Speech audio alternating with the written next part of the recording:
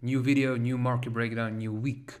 So we're gonna start with the USD-CAD. I'm going to give you the general information, the general movement, and the bias for the upcoming week. Then we're gonna check the fundamentals as well, so we know that what we can expect during the week. So firstly, we're gonna start with the weekly candle. As you can see, the previous week was pretty bullish as expected, and current week as well expectations are bullish, given the fact that this was the last impulse movement to the downside and we had imbalance to cover, and this is the weekly order block. So definitely I'm looking forward to USD-CAD being bullish by the end of the week, until this order block is getting filled and imbalance is getting covered. So the price number I'm going to be focused on is going to be 34.78, or let's say 80-ish to be exact. So this can be our weekly target, which I'm going to mark up. I'm gonna say weekly target. Okay, then we're gonna switch to the daily. So as you can see, we are very close to the level, right? So this was the last low that got broken to the downside, and currently we are in the retracement mode, right? So the daily obviously opened up bullish today. I was expecting a long trade, but the trade wasn't executed due to missed entry. Price never returned to my entry point. But anyway, I'm looking forward for tomorrow. We're gonna see what is going to happen. Now, definitely, I'm expecting a bullish market. As we can see, the daily is still bullish. We are still pushing higher, even though we had previous rejections and consolidations on the lower time frames.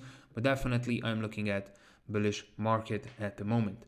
Now, H4, as you can see, so the best case scenario will be that we can have some sort of retracements down, because this is the last impulse movement on H4, and we currently took out possibly the previous weekly high.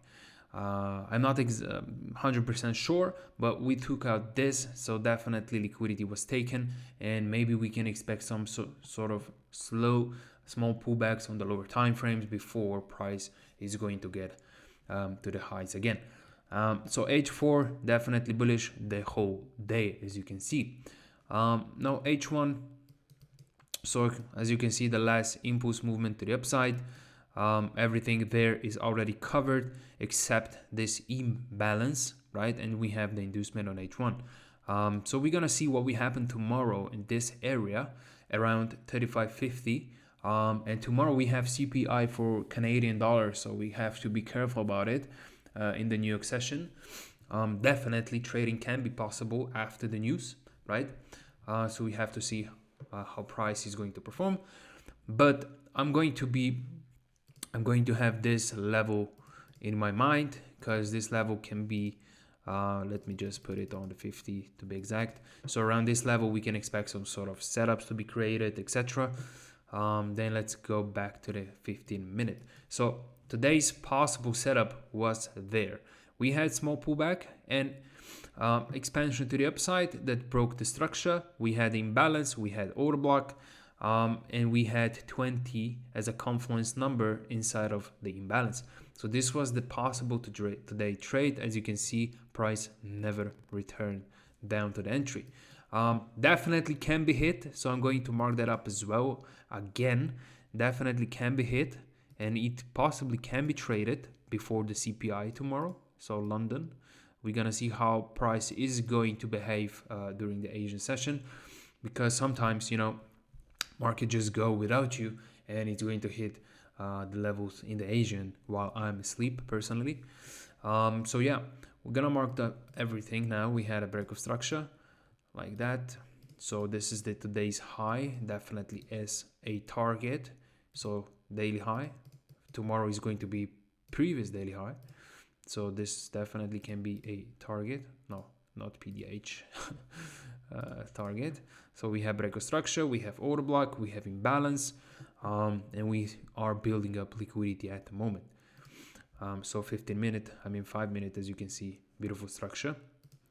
So the roadmap can be this level to be rejected, then push down and push up. So this is what I'm looking at for the USD CAD for tomorrow, but we're obviously gonna see how it's going to be performed in the London and through the Asian session.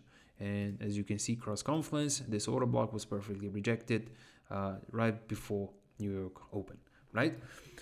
So this is the USD CAD. Expectations are up, but definitely we have to be on the sidelines if we are not going to be in the London, because we have CPI later in the day. USDCHF. So USDCHF expectations, again, bullish. Price never came to the level. As you can see, I still have those alarms.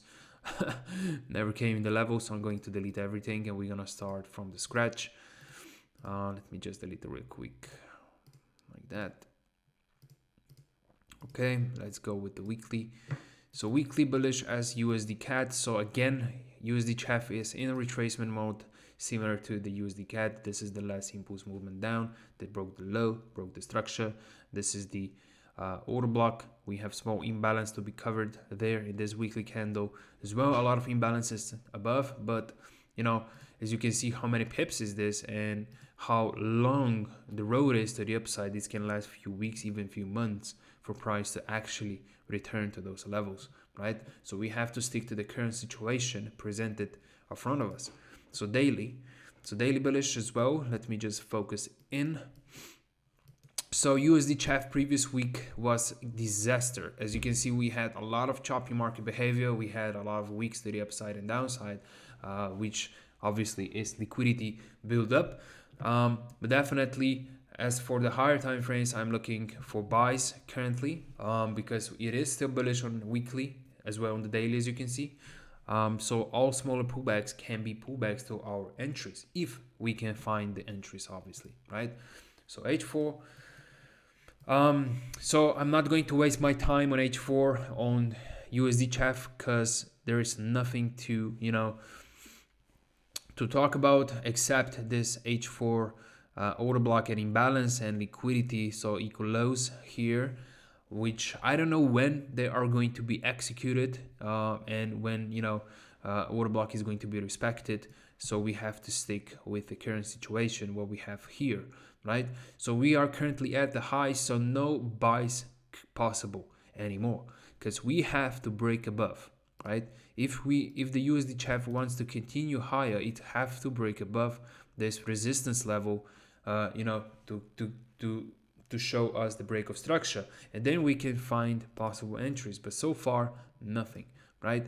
H1 is again nothing on H1 as well. Like I said, we have to break above before deciding to do anything. It's 15 minutes.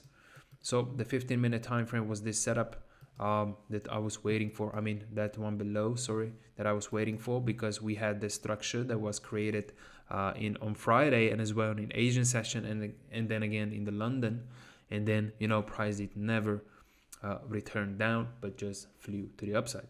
So I'm going to stay on the sidelines currently on the USDCHF. Maybe something is going to change tomorrow, we're gonna see, but definitely at the moment I don't have anything to be let's say 100% that this is the good setup, right?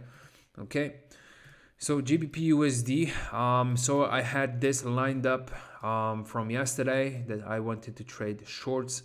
As you can see, the price was there at 4 a.m. in the Asian session and then just collapsing down, left without entry. I was expecting this to happen in the London, but unfortunately it didn't. We had liquidity here as a target, previous daily low, so Friday's low, Asian session lows as well. So I was expecting price to pull up first to break this liquidity area, to reject the order block, and then collapse and collect the liquidity to the downside as well.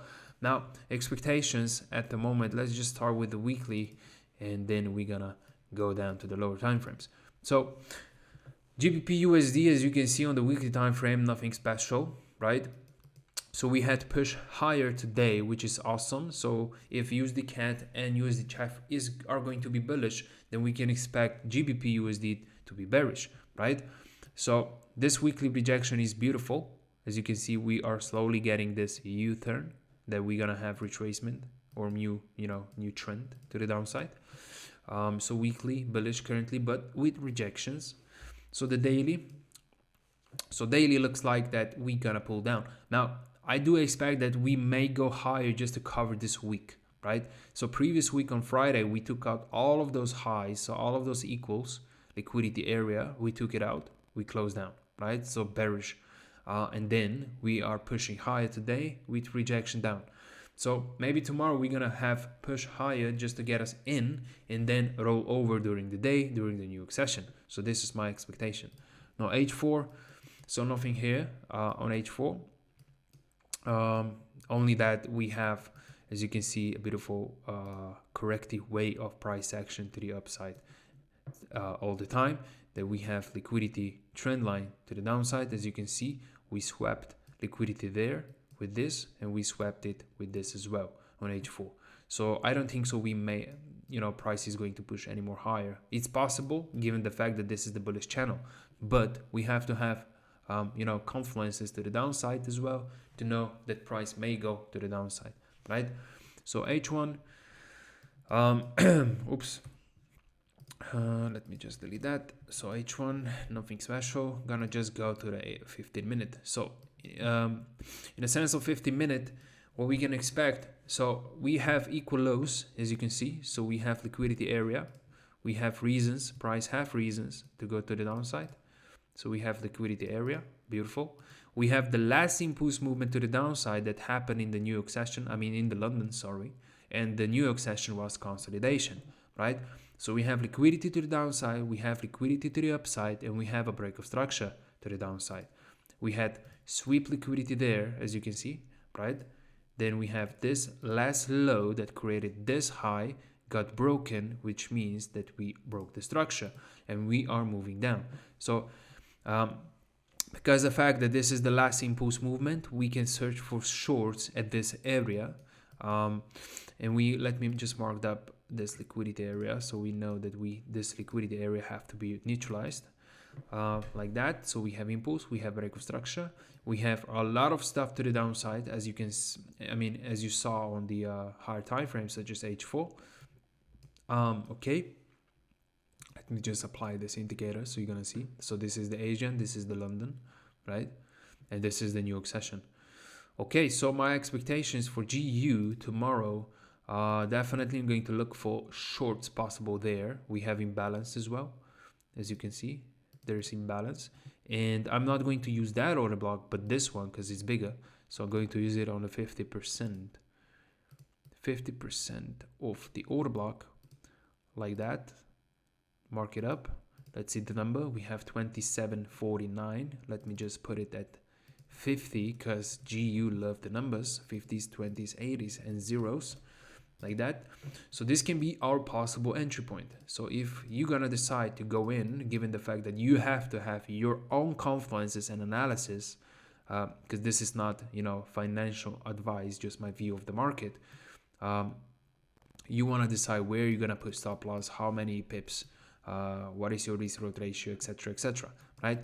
But this is my expectation for GU tomorrow, and I think it's beautiful. So we're gonna see how Asian session is going to look like, and yeah, that's it. Now let's check the economics, what we have for tomorrow. So today we have bank holiday, so that's why prices did not move a lot, right? Tomorrow GBP at 8 a.m. So this is 1 hour before the London Open. We have climate count change. Then we have CPI, like I said before, for the Canadian USD.